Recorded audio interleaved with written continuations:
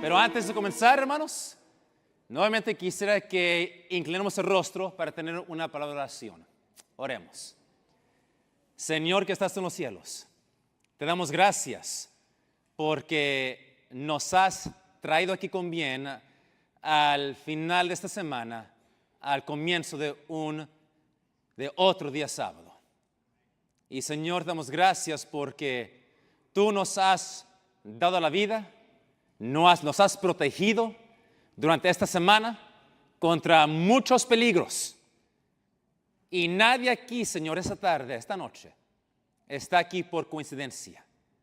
Todos tenemos una cita divina contigo esta noche al comienzo de tu santo día sábado.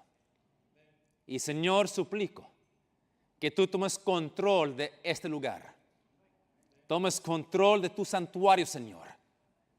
Que tus santos ángeles estén aquí presentes. Que tu Espíritu Santo esté aquí presente, Señor.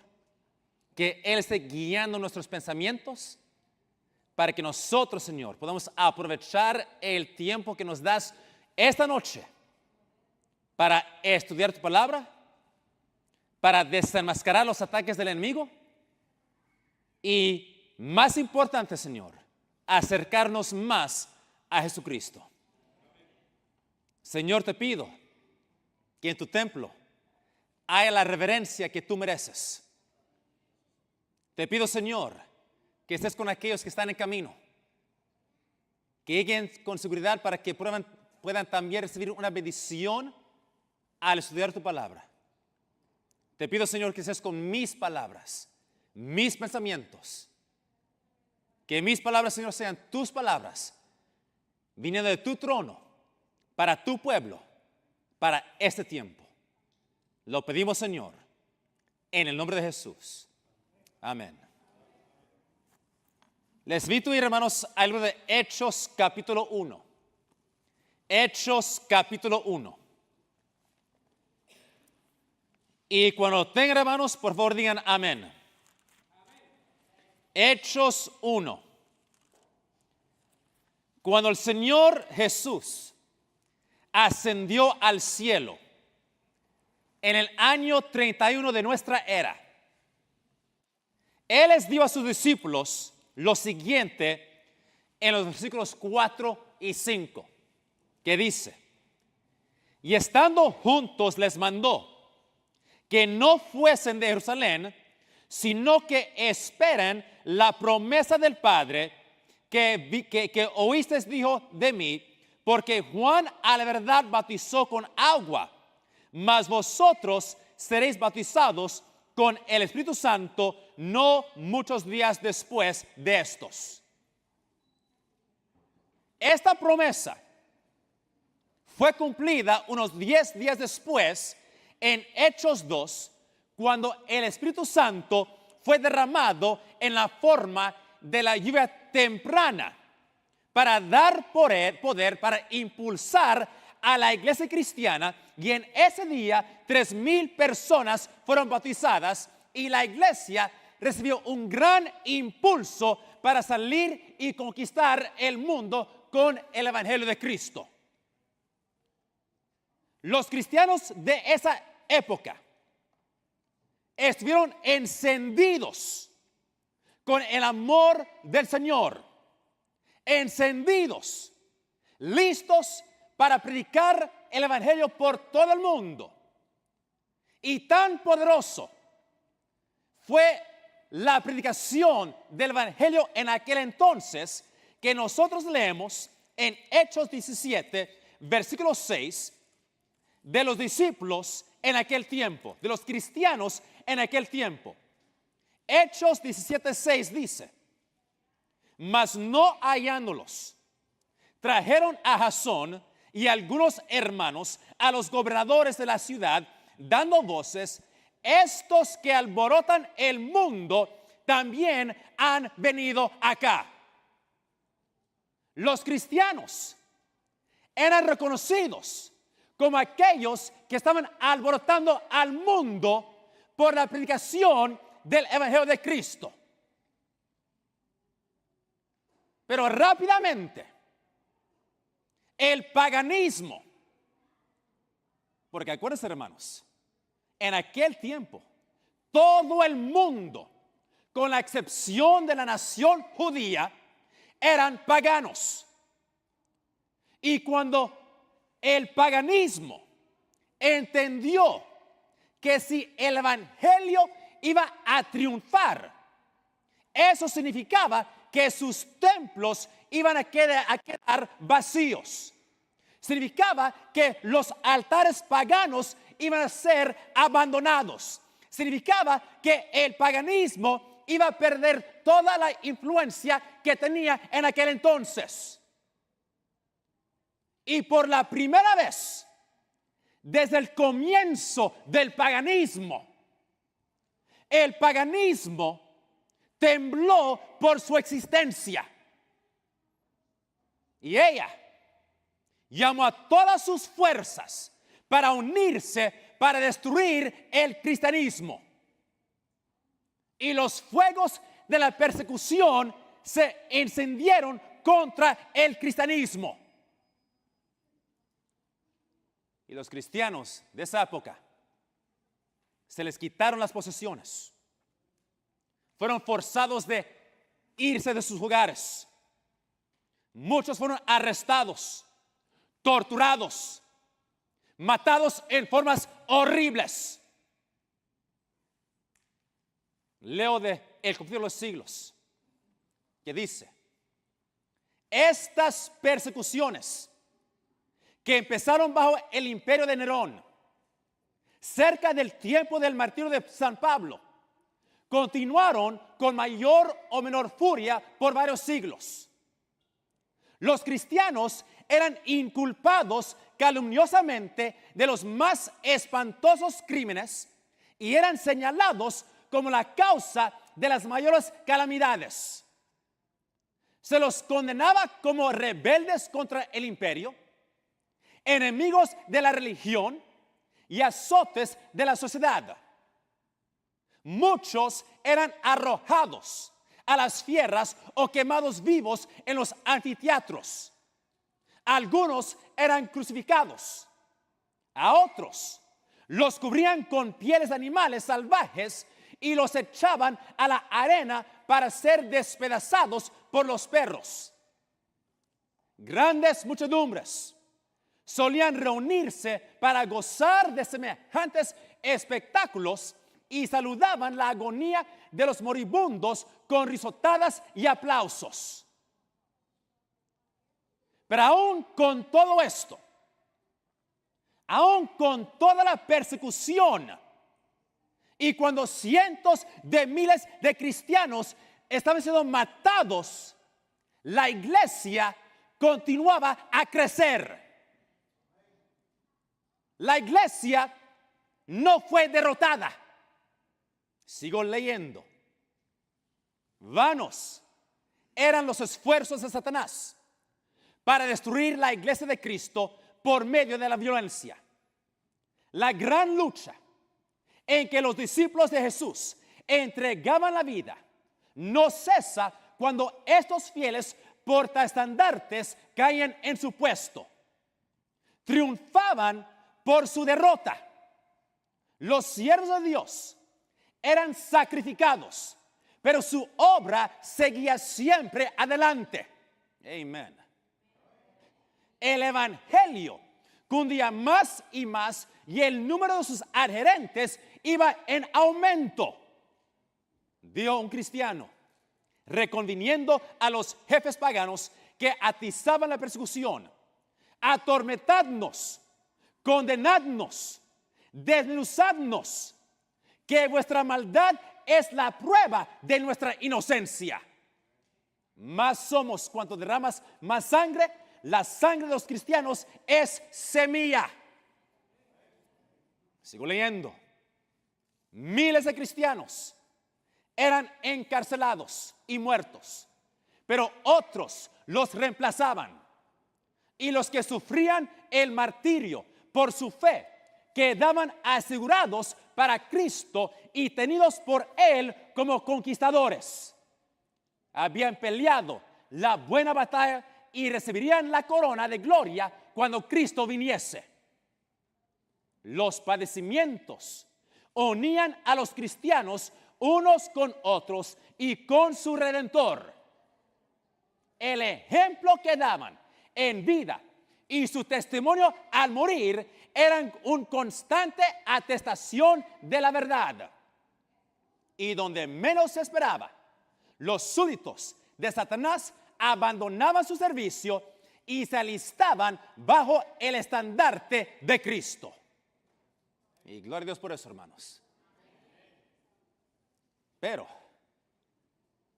cuando Satanás vio esto y él entendió que en la actualidad él estaba perdiendo, Satanás tuvo que cambiar tácticas. Él tuvo que cambiar estrategias.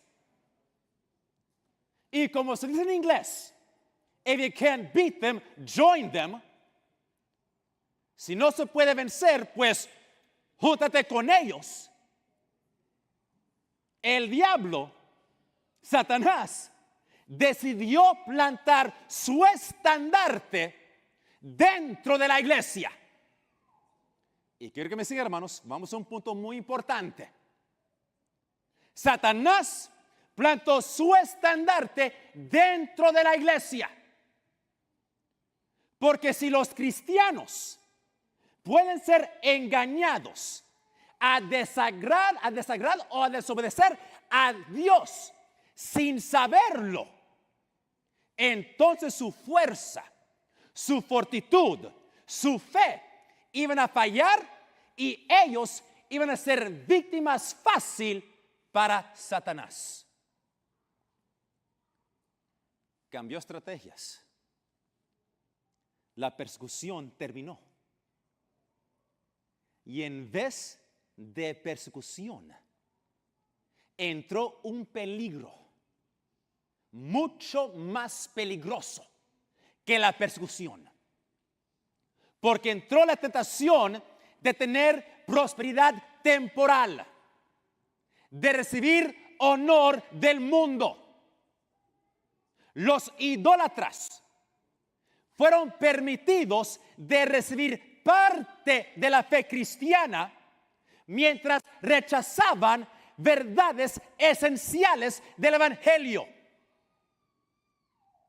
Y con algunas concesiones de la parte de los cristianos, comprometer un poco acá, un poco allá, quitar un poco aquí, un poco allá. Los idólatras entraron en la iglesia, pero estaban unidos en la plataforma, en la creencia en Cristo. Sigo leyendo. La iglesia se vio entonces en gravísimo peligro. Y en comparación con él, la cárcel, las torturas, el fuego y la espada eran bendiciones. Algunos cristianos permanecieron firmes, declarando que no podían transigir. Otros se declararon dispuestos a ceder o a modificar en algunos puntos su confesión de fe y a unirse con los que habían aceptado parte del cristianismo, insistiendo en que ellos podrían llevarlos a una conversión completa.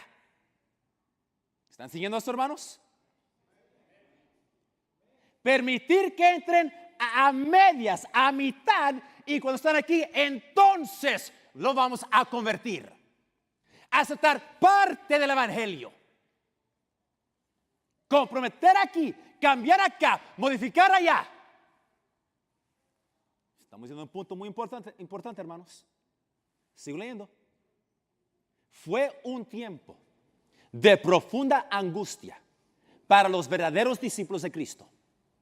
Bajo el manto de un cristianismo falso, Satanás se introducirá en la iglesia para corromper la fe de los creyentes y apartarlos de la palabra de la verdad.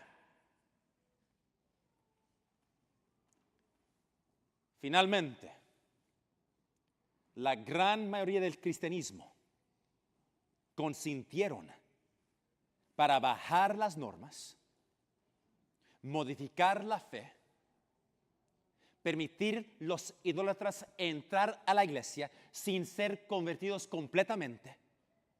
Y se formó una unión entre el cristianismo y el paganismo. Y cuando eso ocurrió, elementos del paganismo entraron en la iglesia. Ídolos fueron introducidos. Doctrinas falsas fueron aceptadas. Ritos y ceremonias supersticiosas fueron traídos en los servicios de adoración. Leo. Cuando los seguidores de Cristo se unieron con los idólatras, la religión cristiana fue corrompida. La iglesia perdió su pureza y su poder. Hermanos, estamos en un punto muy importante. Leo otra vez. Cuando los seguidores de Cristo se unieron con los idólatras, la religión cristiana se corrompió y la iglesia perdió su pureza y su poder. Dice, pero no hay unión entre el príncipe de luz y el príncipe de las tinieblas, ni puede hacerla entre los adherentes del uno y del otro. Cuando los cristianos consintieron en unirse con los paganos, que solo se habían convertido a medias, entraron por una senda que les apartó más y más de la verdad. Satanás se alegró mucho de haber logrado engañar a tan crecido número de discípulos de Cristo. Luego ejerció aún más su poder sobre ellos y los indujo a perseguir a los que permanecían fieles a Dios. Luego ejerció aún más su poder sobre ellos y los indujo a perseguir a los que permanecían fieles a Dios. Los que habían sido una vez defensores de la fe cristiana eran los que mejor sabían cómo combatirla. Y estos cristianos apóstatas, junto con sus compañeros semipaganos, dirigieron sus ataques contra los puntos más esenciales de las doctrinas de Cristo.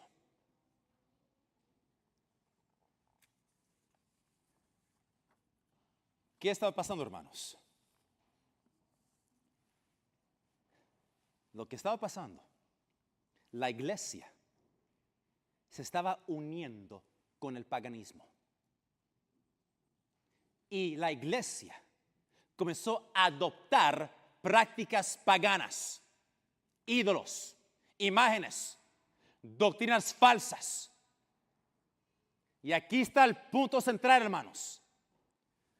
Porque cuando la iglesia se unió con el paganismo, cuando la iglesia decidió ceder verdades importantes de la palabra de Dios, cuando la iglesia decidió permitir idólatras que están convertidos a mitad, a medios en la iglesia cambió.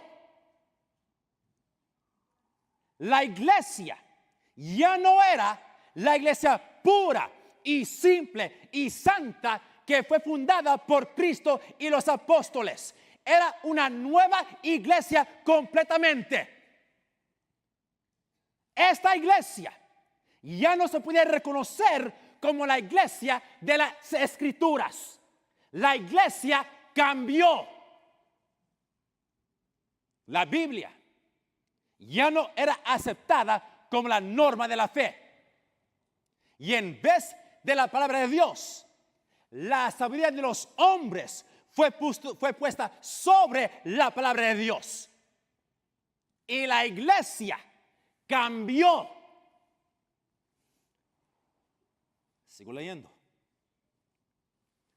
Bueno sería para la iglesia y para el mundo que los principios que aquellas almas vigorosas sostuvieron revivieran hoy en los corazones de los profesos hijos de Dios. Nótase hoy una alarmante indiferencia respecto de las doctrinas que son como las columnas de la fe cristiana. Está ganando más y más terreno la opinión de que al fin y al cabo dichas doctrinas no son de vital importancia. Semejante degeneración del pensamiento fortalece las manos de los agentes de Satanás, de modo que las falsas teorías y los fatales engaños que en otros tiempos eran rebatidos por los fieles que expongan la vida para resistirlos, encuentran ahora aceptación por parte de miles y miles que declaran ser discípulos de Cristo. ¿Están siguiendo sus hermanos? Los errores que miles y miles y cientos de miles rechazaron para ser fiel a la palabra de Dios, hoy esos errores se están aceptando en la iglesia. Y esto, hermanos, lo que acabamos de leer, que la doctrina no es importante, que lo que importa es amar a Cristo. Esto está ocurriendo hoy con el movimiento ecuménico. Olvidémonos de doctrina. Olvidemos de lo que nos divide. Enfoquemos solamente en Cristo. Suena lindo. Pero hermanos, escuchen. La verdad es, la doctrina falsa siempre nos aleja de Cristo. Mientras la doctrina verdadera siempre nos acerca a Cristo. Y si tenemos doctrinas falsas, eso nos va a llevar a tener prácticas que son falsas, prácticas erróneas. Y si tenemos prácticas erróneas, vamos a tener experiencias erróneas. Y si tenemos experiencias erróneas, vamos a tener una vida errónea, una vida de error. Y si tenemos una vida de error, vamos a tener un carácter que está malo, un carácter de error. Esto no es difícil de entender, hermanos. Lo que creemos afecta cómo vivimos. Pero el punto es, la persecución terminó en el año 313 con el Edicto de Milán. Pero cuando la persecución terminó, el paganismo no fue vencido. El paganismo entró en la iglesia. Y el resultado, la iglesia cambió. Y en vez de la iglesia estar alborotando al mundo con el evangelio, el paganismo alborotó a la iglesia de tal manera que la iglesia ya no se podía reconocer como la iglesia que fue fundada por Cristo. ¿Y por qué? Porque cuando el paganismo entró, la iglesia cambió. Prácticas paganas entraron en la iglesia. Ideas, ideales, conceptos paganos entraron. Y mientras los siglos pasaron, hermanos, más y más conceptos paganos y prácticas paganas entraron en la iglesia. El rosario, monasterios, oraciones repetidas, Ave María, prácticas místicas de monjes. Cosas que se aprendieron de religiones del este, como del budismo y el hinduismo, todo eso entró en la iglesia. Y hoy, lo que encontramos en el catolicismo es una mezcla del cristianismo y el paganismo. Y escuchen, hermanos, siempre y cuando hay una unión entre el cristianismo y el paganismo siempre va a ganar. Por eso, hermanos, ¿qué dice el Señor? Vamos a 2 Corintios, texto muy conocido. 2 Corintios, capítulo 6, versículo 4. Dice, no os juntéis en yugo con quién, hermanos, con los infieles. Porque ¿qué compañía tiene la justicia con la injusticia? ¿Y qué comunión la luz con las tinieblas? ¿Y qué concordia Cristo con Belial? ¿O qué parte el fiel con el infiel? 17. Por lo cual, salid de en medio de ellos y apartaos, dice el Señor. No júntase, salid de ellas y apartaos. Ahora pregunta, hermanos, ¿por qué estoy cubriendo esta historia? Y entiendo que no le he hecho justicia a esta historia, hermanos. Les ruego que lean el libro Conflicto de los Siglos. Les ruego que lo lean. Todo adventista del séptimo día debe de leer, estudiar ese libro. Amén. Pero la verdad es, y aquí estamos llegando al punto central, la verdad es, como la iglesia cambió en los primeros siglos, después de la muerte del último apóstol, por trayendo elementos paganos en la iglesia. Hoy, en 2015, la iglesia cristiana otra vez está cambiando. Y lamentablemente, muchos en la iglesia adventista del séptimo día estamos tentados de cambiar junto con el resto del cristianismo. Y el cambio otra vez está ocurriendo por traer elementos paganos en la iglesia.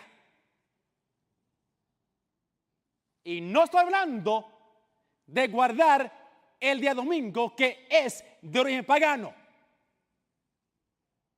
Lo que estoy hablando y lo que se ha estado hablando durante esta semana se trata de un nuevo movimiento que en la actualidad tiene varios nombres, pero quizás el nombre más común es la iglesia emergente. Y junto con esto, la práctica que se llama la formación espiritual. Esto está cambiando al cristianismo y lamentablemente muchos en nuestra iglesia, en nuestros colegios, quieren cambiar juntamente con el resto del cristianismo por aceptar estas mismas prácticas que vienen directamente del paganismo. La misma estrategia. El enemigo tuvo éxito hace 1600 años y sigue teniendo el mismo éxito siguiendo la misma estrategia. Ahora, este fin de semana vamos a entrar en detalles, pero la razón por la cual este movimiento está cambiando la iglesia es lo siguiente. en el corazón de este movimiento de la iglesia emergente, los dirigentes de este movimiento dicen lo siguiente: la cultura de hoy, o mejor dicho, los cambios en la cultura de hoy están señalando que una nueva iglesia está surgiendo, está saliendo, está emergiendo. Si es la palabra correcta en español. Los cambios en la cultura señalan que la iglesia está cambiando y hoy una nueva iglesia está saliendo, surgiendo en existencia. Y los dirigentes cristianos deben de adaptarse a esta nueva iglesia emergente. Y si no se adaptan a esta nueva iglesia emergente, están siendo ciegos a la cultura, están escondiendo el evangelio detrás de formas, pensamientos, métodos de expresión que ya no comunican el evangelio a esta nueva generación, a esta generación emergente. En otras palabras, la cultura está cambiando y la iglesia tiene que cambiar con la cultura. Y tiene que cambiar para poder alcanzar esta nueva generación con el evangelio.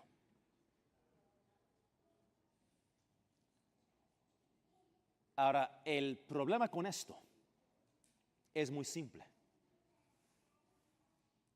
La cultura no debe de cambiar la iglesia. La palabra de Dios nos dice qué tenemos que hacer y no hacer. Amén. Y aún el Señor quiere que su iglesia, especialmente los jóvenes de la iglesia, sean contraculturales. Amén.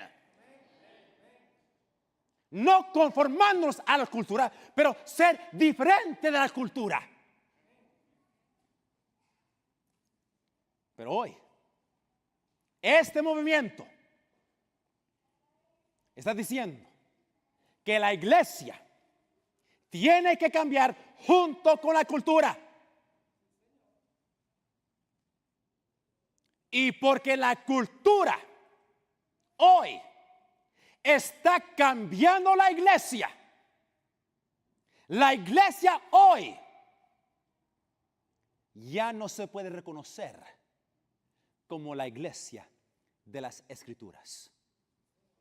Y ahora estoy hablando, hermanos, de iglesias adventistas. Porque muchas de nuestras universidades, de nuestras iglesias, han adoptado esta filosofía. Y si no fuera por el rótulo afuera que dice iglesia adventista, si no entra y escucha y mira, no va a poder darse cuenta que está en una iglesia adventista del séptimo día. Porque la cultura ha entrado y ha cambiado la iglesia. El nombre adventista está ahí, pero la filosofía, la teología es completamente contraria a la verdad presente para este tiempo. Y en vez de dar, de predicar, de enseñar la verdad presente, lo que se está enseñando y predicando es nada más que una teología evangélica. Porque la teología evangélica y la iglesia emergente tienen mucho en común. Mucho. Ahora, hay que profundizarnos un poquito más en este movimiento. La revista Time Magazine Es el periódico en inglés, Time Magazine, hablando de uno de los dirigentes de este movimiento, y lo llamó uno de los evangélicos más influenciales hoy, es el hombre Brian McLaren. Y quiero que noten lo que este pastor de la iglesia emergente ha dicho. Dice, ven ustedes, si tenemos un nuevo mundo, siglo XXI, nuevo mundo, necesitaremos una nueva iglesia. No necesitaremos una nueva religión en sí, sino un nuevo marco para nuestra teología. No un nuevo espíritu, sino una nueva espiritualidad. No un nuevo Cristo, sino un nuevo cristiano.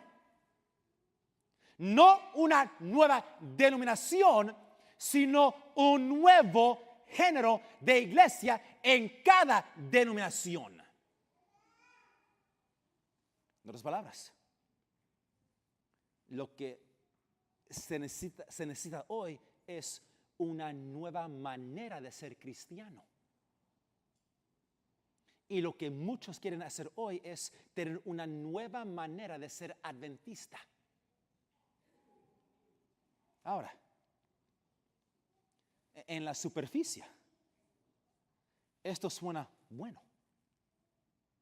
Pero hay muchos problemas serios con esto, hermanos.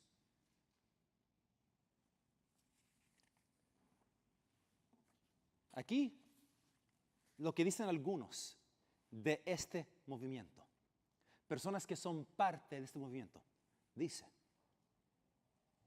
no es tanto una rebelión como el encontrar unas nuevas respuestas, una forma diferente de ser cristiano. Creo que es una nueva reforma. Creo que es una nueva manera para ver la Biblia. Ahora, esto es muy interesante, hermanos. Aquí dice, creo que es una nueva reforma. Hermanos, ¿cuál es nuestra mayor y más urgente necesidad de acuerdo a la inspiración? ¿Se acuerdan? La mayor y más urgente de todas nuestras necesidades es la de un reavivamiento de la verdadera piedad en nuestro medio. Así que pregunta, hermanos, ¿hay necesidad hoy para tener un reavivamiento y reforma en la iglesia, sí o no? Amén. Desesperadamente. Pero ese reavivamiento, esa reforma, tiene que ser basada en la palabra de Dios, no en la cultura.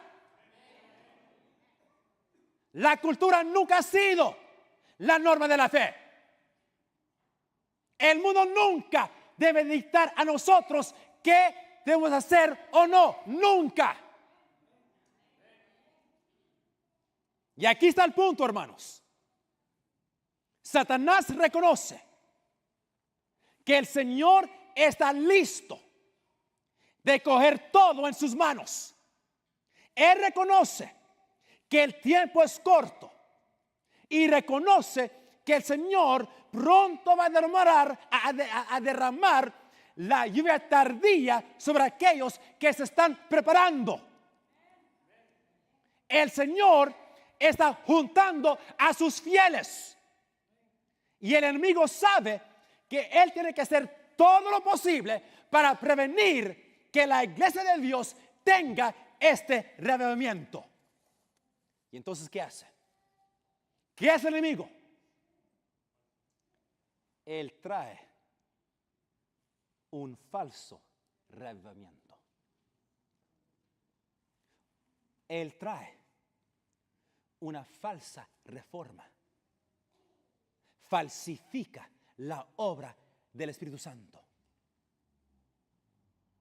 Y la hermana White vio esta falsa reforma y lo llamó el Omega. Y como vamos a ver, hermanos, el Omega no es solamente una cosa. En realidad es un movimiento, una combinación de muchas cosas que vamos a ver después, que se van a juntar en el tiempo del fin para engañar y finalmente destruir a la iglesia adventista del séptimo día. Causar que la iglesia adventista cambie. Y si cambia, va a perder su identidad. La iglesia va a perder lo que nos hace diferentes, distintos. Y si se cambia, muchos en la iglesia ni van a querer ser el remanente de Dios.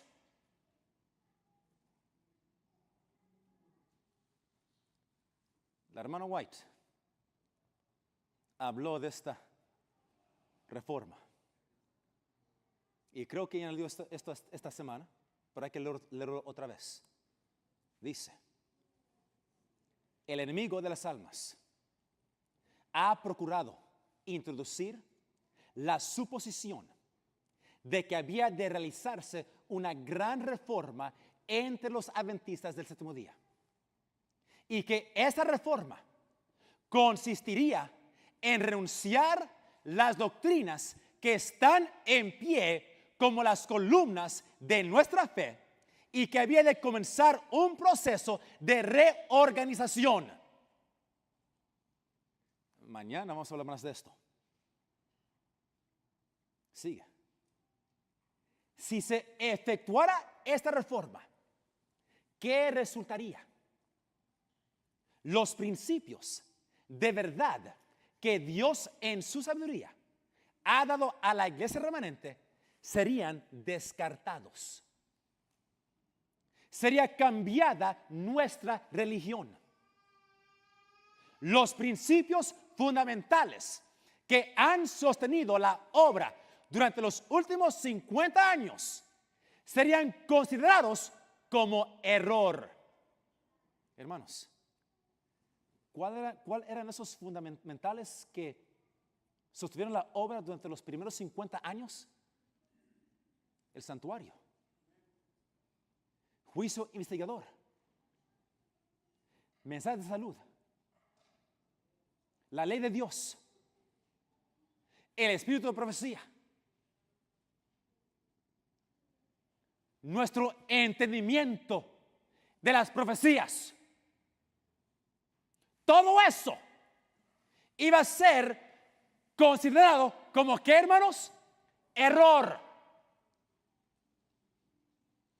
Yo fui enseñado que nosotros como iglesia estamos equivocados sobre nuestro entendimiento de Apocalipsis. Yo fui enseñado eso. Gloria a Dios que no aprendí eso. Amén. Sigue. Se escribirían libros de una nueva orientación. Se introduciría un sistema de filosofía intelectual. Los fundadores de ese sistema irían a las ciudades y harían una obra maravillosa. Por supuesto, se tendría poco en cuenta el sábado y también al Dios que lo creó. No se permitiría que nada se interpusiera en el camino del nuevo movimiento. Los dirigentes enseñarían que la virtud es mejor que el vicio. Pero habiendo puesto de lado a Dios, resolverían depender del poder humano que no tiene valor sin Dios. Su fundamento estaría edificado sobre la arena, y la tormenta y la tempestad variarían la estructura. Ahora, vamos a hablar más esta mañana. Pero, vamos rápidamente, porque el tiempo se me escapa. 1 Timoteo, capítulo 4. 1 Timoteo, capítulo 4. Dice, empero, el Espíritu dice manifiestamente que en los venideros tiempos algunos apostatarán de la fe, escuchando a espíritus de error y a doctrinas de ¿qué, hermanos? Demonios. Esto está ocurriendo hoy. Se ve en la nueva forma de ser cristiano que está reemplazando el cristianismo de la Biblia. Uno que dice que nosotros podemos encontrar nuestro propio camino a Dios. Un cristianismo donde la palabra de Dios es secundario a un sistema de obras y ritos y prácticas místicas que vienen del paganismo. Ya se está viendo un movimiento para unir todas las religiones. Y escuchen, hermanos, muy importante. El tiempo se acerca y en muchas maneras ya está aquí, en que aquellos que no abrazan este movimiento, aquellos que no aceptan estos cambios, aquellos que no quieren una nueva organización, personas como nosotros, vamos a ser considerados como personas con mentes cerradas, intolerantes, y vamos a ser vistos como obstáculos en el camino de la unidad. Y eso ya se está viendo. Les ruego, hermanos, que abran sus ojos. Oren por la iglesia, hermanos.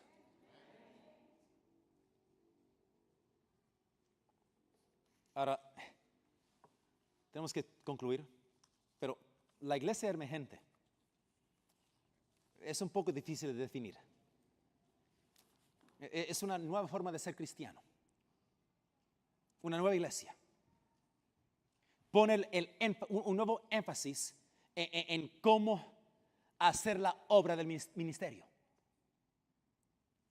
Pero aquí está el último punto, hermanos, esta noche. La batalla siempre desde el Edén, la batalla, el combate siempre ha sido entre hacer las cosas como Dios manda o hacer las cosas como nosotros queremos. Siempre. Y muchas veces, hermanos, lo que nosotros creemos que es lo correcto, no es lo correcto. Simplemente, hermanos, toda rebelión contra Dios es por una razón.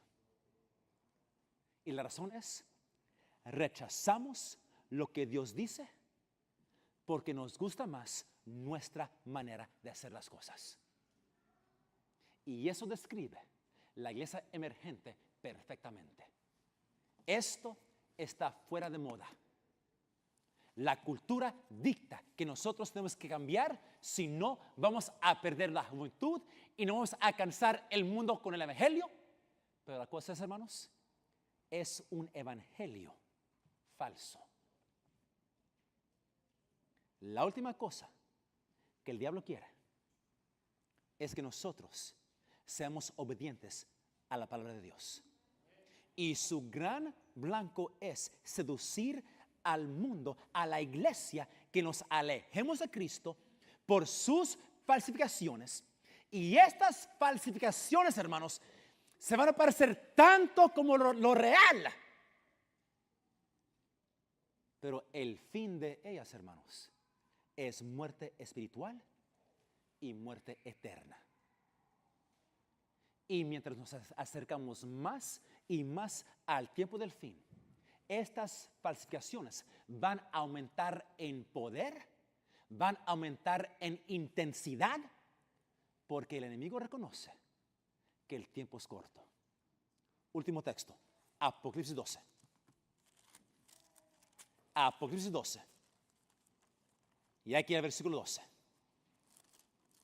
Apocalipsis 12, 12. Dice, por lo cual, alegraos cielos y los que moráis en ellos. Pero ay de los moradores de la tierra y del mar, porque el diablo ha descendido a vosotros teniendo ¿qué? Grande ira, sabiendo que tiene ¿qué? Poco tiempo. Hermanos, como vamos a ver mañana para la escuela sabática, no se lo pierdan. Vamos a ver que el diablo realmente está enfurecido contra esta iglesia. Estamos bajo ataque. Pero hermanos, gracias a Dios, es su iglesia. Y Él la va a proteger. Hermanos, que Dios me diga y no se pierda mañana. Amén. Oremos. Señor que está en los cielos, damos gracias porque esta noche hemos comenzado este sábado y estamos presentando cosas muy serias. Pero Señor, vimos en un tiempo muy, muy serio. El enemigo está activo y nosotros somos el blanco de sus ataques. Pero Señor, te damos gracias porque tú eres sumamente más poderoso que nuestro enemigo. Y si nos ponemos en tus manos, Señor, la victoria es asegurada. Quédate con nosotros, Señor, en este día sábado. Bendiga el resto del programa, Señor. Y te pido que abra los ojos de tu pueblo para que no seamos engañados. Lo pido en el nombre de Jesús. Amén.